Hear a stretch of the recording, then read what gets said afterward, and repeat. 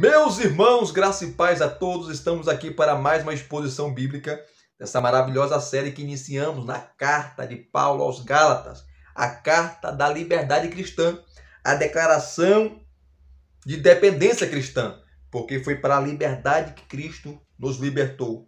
E dessa feita nós iremos fazer a exposição dos versículos 15 a 22, o capítulo 3 de Gálatas. E nós iremos trabalhar com a seguinte temática: a lei não anula a promessa. A lei não anula a promessa. E sem delongas aqui, sem delongas, a última exposição que nós fizemos foi os versículos 10 a 14, aonde nós falamos das duas alternativas. A alternativa da fé e a alternativa das obras. A alternativa da fé é descansar nos braços de Deus por meio de Cristo. É o caminho da graça, é o caminho da justificação. Em saber que Cristo já fez tudo, Cristo realizou tudo. O que eu fiz foi só crer e confiar e descansar nas suas promessas. E quando eu criei em Cristo, quando eu me arrependi, quando eu me converti, Ele colocou na minha conta, Ele depositou na minha conta a sua justiça, me declarando justo. Esse é o caminho da fé. Esse é o caminho da justificação. O segundo caminho é o caminho das obras. É o caminho daqueles que querem se auto-salvar-se. É o caminho daqueles que querem se salvar pelo seu mérito, pelo seu esforço. Tem que ralar, tem que suar, tem que rebolar. Assista essa exposição onde explico detalhado essas duas alternativas. A alternativa da fé e a alternativa das obras. Qual caminho você quer seguir? E agora Paulo continua explicando, falando, dos versículos 15 a 22, mostrando, contrastando a diferença entre a lei e a graça, entre a justificação pela fé e a justificação pelas obras. Paulo vai mostrar aqui que a lei não anula a promessa, a lei confirma a promessa. E Paulo também explica aqui o propósito da lei, mostrando para os judaizantes, mostrando para aqueles que atacavam o seu ministério, aqueles que atacavam a sua mensagem, que eles entenderam totalmente errado. E Paulo vai usar a escritura aqui. Paulo está usando a escritura. Paulo não está inventando nada. Paulo não está trazendo coisa da sua cabeça. Ele está usando a escritura, o Antigo Testamento, para derrubar as falácias.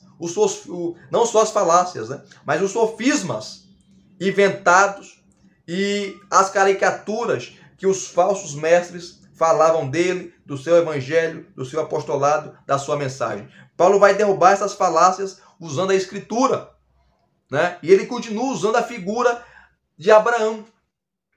É interessante que o William Barclay vai dizer uma frase maravilhosa, que o caminho da graça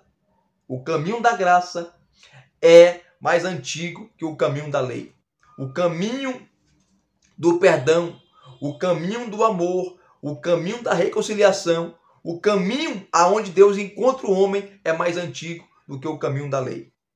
Interessante isso, Então, nós iremos dividir essa exposição em duas subdivisões. A primeira, os versículos 15 a 18. A lei não anula a promessa. E a segunda, dos versículos 19 a 22. A lei ilumina a promessa de Deus e a torna indispensável. E a primeira subdivisão, os versículos 15 a 18, diz assim. Vamos ler aqui sem delongas. Irmãos, falo em termos humanos. Uma comparação simples Paulo vai fazer aqui. Ainda que uma aliança seja meramente humana, uma vez ratificada, ninguém a revoga ou lhe acrescenta coisa alguma. Ora, as promessas foram feitas a Abraão e ao seu descendente. Não diz e aos descendentes, como falando de muitos, porém como falando de um só, e ao seu descendente, que é Cristo. E digo isto, uma aliança já anteriormente confirmada por Deus não pode ser revogada pela lei, que veio 430 anos depois a ponto de anular a promessa. Porque se a herança provém da lei, já não decorre de promessa, mas foi pela promessa que Deus concedeu gratuitamente a Abraão.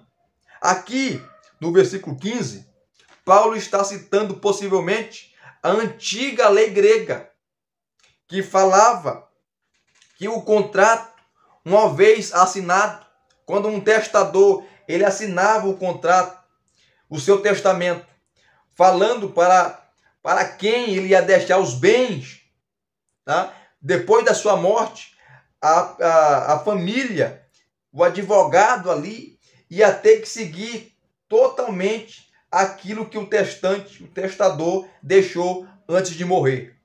Então, por que Paulo cita essa comparação com a lei, a antiga lei grega? É porque a promessa foi feita a quem?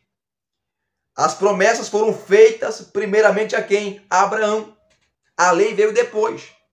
As promessas que Deus fez a Abraão, o testamento que Deus assinou, não pode ser revogado, não pode ser anulado.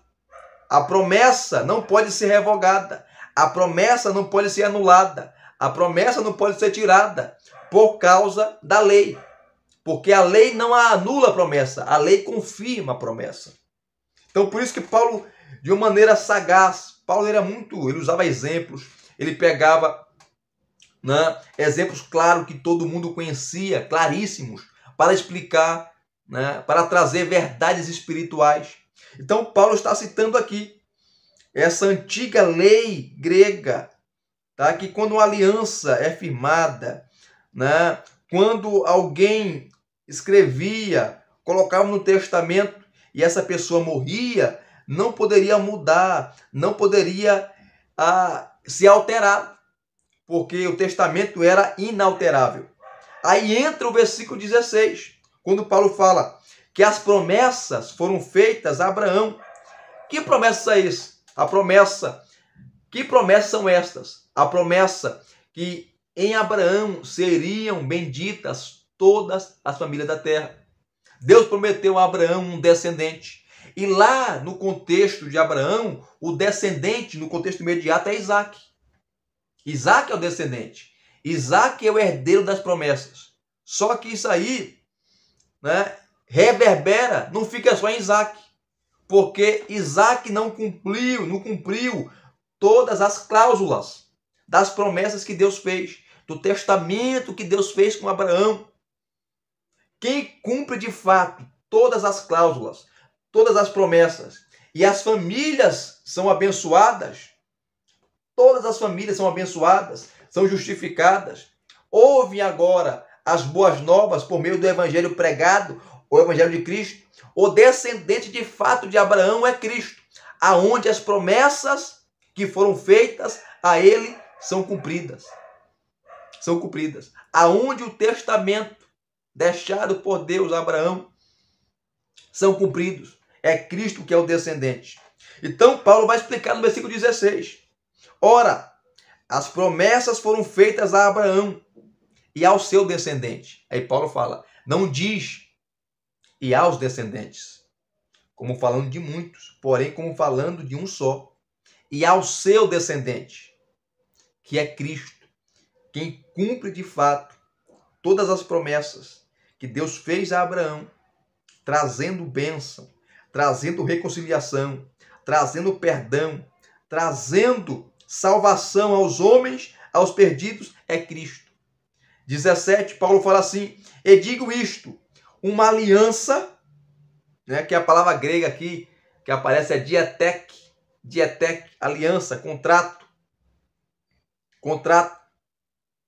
que uma aliança já anteriormente confirmada por Deus não pode ser revogada pela lei.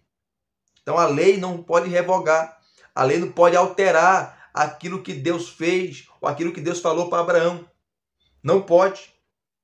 Não pode ser revogada pela lei. Que a lei veio 430 anos depois, a ponto de anular a promessa. A promessa foi feita primeiro. A promessa veio primeiro, quando Deus prometeu a Abraão que nele seriam benditas todas as famílias da terra. E o descendente de fato que cumpre essas promessas é Cristo Jesus. Então a lei não pode anular. A lei veio 430 anos depois. A lei veio depois. A promessa veio primeiro. A promessa de bênção veio primeiro. A promessa de perdão veio primeiro. A promessa da reconciliação veio primeiro. A promessa da justificação veio primeiro. Então a lei não anula a promessa. A lei confirma a promessa. A lei confirma a promessa. Então, essa é a primeira coisa que Paulo deixa bem claro aqui. Né? A lei não pode invalidar a promessa.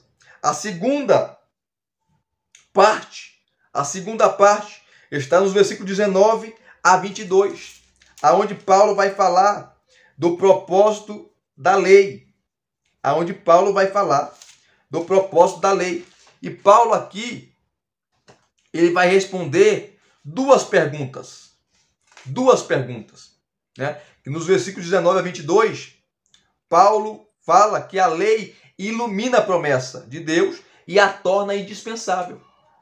Tá? E a primeira pergunta que Paulo faz, tá, está aí no versículo 19. Logo, para que serve a lei? Para que a lei foi dada? Essa é a pergunta dos judaizantes. Né? Paulo está aqui levantando as oposições, as objeções contra a sua mensagem, contra o seu argumento. E Paulo vai mostrar agora qual é a função da lei. Se a lei não serve, então, Paulo, a lei tem que ser jogada fora? A lei tem que ser dispensada? Se a lei foi Deus que deu? Então, para que serve a lei? Qual a utilidade da lei, Paulo? Paulo vai explicar. Versículo 19, ele faz a pergunta e ele mesmo responde. Olha o versículo 19, que é a primeira pergunta, né? 19 e 20. A primeira pergunta. Logo, para que a lei? Para que serve a lei? Aí Paulo vai responder. Ela foi acrescentada por causa das transgressões. Ela foi dada por causa das transgressões, dos pecados. Até que viesse o descendente, a quem se fez a promessa, que é Cristo, e foi promulgada por meio de anjos, pela mão de um mediador. Então a lei foi dada, né, para conduzir a Cristo. Cristo é o descendente em que cumpre a lei, que cumpre as prerrogativas da lei, que cumpre os preceitos da lei.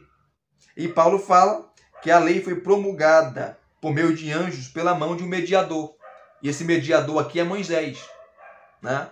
Moisés. É interessante que se tinha a ideia, né, os rabinos, os antigos rabinos, falavam, comentavam que a lei foi dada ou foi trazida pelos anjos do Monte Sinai. Os anjos trouxeram a lei para Moisés. Moisés, o mediador.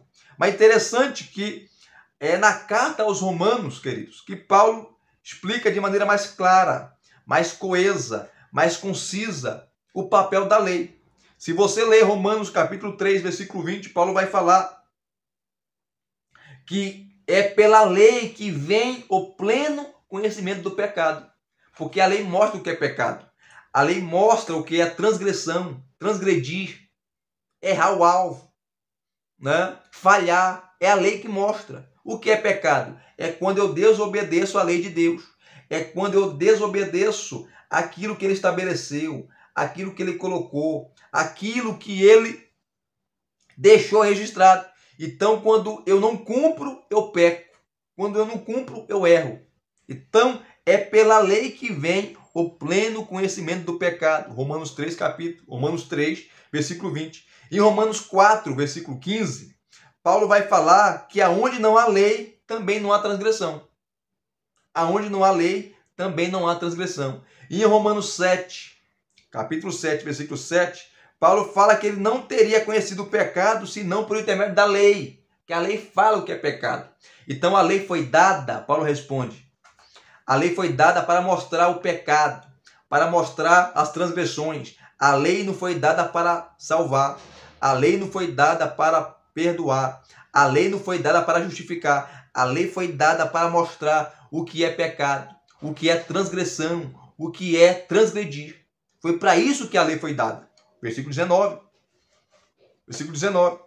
E no versículo 20, Paulo fala, né? Ora, o mediador não é de um só. O mediador aqui é Moisés. Mas Deus é um só. E como entender esse versículo, né? Que é tão complicado às vezes de se entender. John Stott, ele fala que comentando esse versículo, né? Ele comentando esse versículo, John Stott ele vai dizer que ele resume essas palavras citando um bispo, né? Stephen New, que comentou também a carta aos Gálatas. Ele fala que a promessa veio em primeira mão de Deus para Abraão. Foi diretamente. Não teve mediador. A lei veio ao povo em terceira mão. Deus deu aos anjos e os anjos deu a Moisés, o mediador. Então, esse é o significado do versículo 20. A promessa foi feita diretamente a Abraão. Deus não mandou um mediador para falar com Abraão. Deus não mandou um anjo para falar com Abraão. Não, Deus veio diretamente e prometeu para ele. Já com a lei foi diferente. Deus deu aos anjos, os anjos trouxeram a lei até o Sinai, Monte Sinai, e entregou nas mãos de Moisés, que é o mediador. Esse é o significado, né, mais correto do versículo 20. Então, nos versículos 19 a 22, Paulo faz essas perguntas. A primeira pergunta nós já falamos aqui. Os versículos 19 e 20. Qual a função da lei? Paulo responde, a lei foi dada para mostrar o pecado, mostrar as transgressões dos homens, né? E Paulo está respondendo aqui os seus oponentes, os judaizantes, aqueles que não gostavam dele e de sua mensagem. E os versículos 21 e 22, queridos, é a segunda pergunta, né? E qual é a segunda pergunta que Paulo vai responder? É porventura a lei contrária às promessas de Deus? A lei é contra as promessas que Deus fez a Abraão? Não, porque a lei não anula a promessa. A lei confirma a promessa. Então, nos versículos 21 e 22. Olha o versículo 21. Paulo vai falar assim: seria então a lei contrária às promessas de Deus? A lei contraria aquilo que ele prometeu a Abraão? A lei contraria as promessas que ele fez a Abraão, que em Abraão Deus iria abençoar todas as famílias da terra por meio do seu descendente? E esse descendente é Cristo, em que as promessas se cumprem, em que as promessas se realizam? Paulo vai falar não. Olha o versículo 21. Seria então a lei contrária às promessas de Deus? Paulo fala de modo nenhum, de maneira nenhuma. Esquece isso. Porque se fosse promulgada uma lei que pudesse dar vida, e a lei não foi para dar vida, a lei foi para punir. A lei foi dada para mostrar o pecado. A lei foi dada para mostrar a transgressão. Porque se fosse promulgada uma lei que pudesse dar vida, que pudesse justificar, que pudesse salvar, reconciliar o homem com Deus, reconciliar o homem com Deus, explicando aqui o texto, então a justiça seria de fato, a justificação seria de fato procedente da lei. E a lei não foi dada para isso, para justificar, mas para punir. Aí o versículo 22, Paulo fala: mas a Escritura encerrou. A expressão aqui, a palavra grega para encerrar, é encarcerar. Encarcerar, prender, colocar numa prisão. A Escritura encerrou tudo sobre o pecado, para que mediante a fé em Cristo Jesus, a promessa, que promessa feita a Abraão lá, de justificar os pecadores, de abençoar as famílias da terra, de trazer a salvação eterna, a promessa fosse concedida aos que creem em Cristo Jesus. É interessante que John Stott, ele comentando aqui esse versículo 22, ele vai dizer, né? Ele vai dizer aqui, ó, quando o versículo 22 fala assim: mas a Escritura encerrou tudo sobre o pecado. Paulo aqui, quando Paulo cita a Escritura, ele está citando vários textos do Antigo Testamento, né? Pois o Antigo Testamento declara de maneira clara, coesa, precisa, explícita, a universalidade do pecado humano, a saber, não há quem faça o bem, não há nenhum sequer. Salmo 14, verso 3. E as Escrituras mantêm todos os pecadores na prisão por causa dos seus pecados. Então Deus encerrou todos, ou tudo debaixo dos pecados, para que mediante a fé em Cristo Jesus fosse a promessa concedida aos que creem. Então, os judaizantes, eles defendiam falsamente que a lei anula e suplanta a promessa. Paulo ensina que a verdadeira função da lei é confirmar a promessa e torná-la indispensável.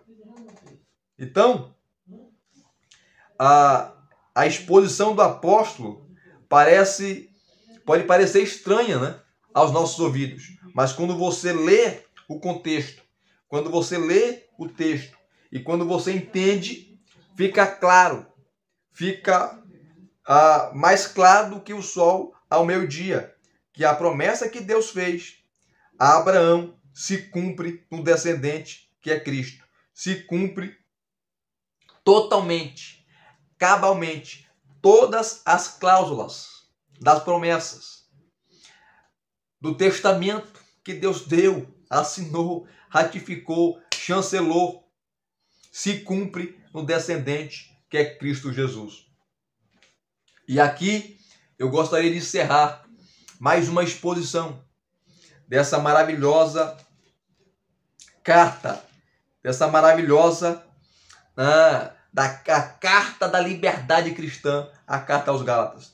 Se vocês gostaram de mais uma exposição, deixe aqui os seus comentários, deixe aqui o seu like, se inscrevam no canal se você não é inscrito e acionem, o sininho para receberem todas as notificações. Graça e paz mais uma vez. Muito obrigado a todos. Até as próximas exposições.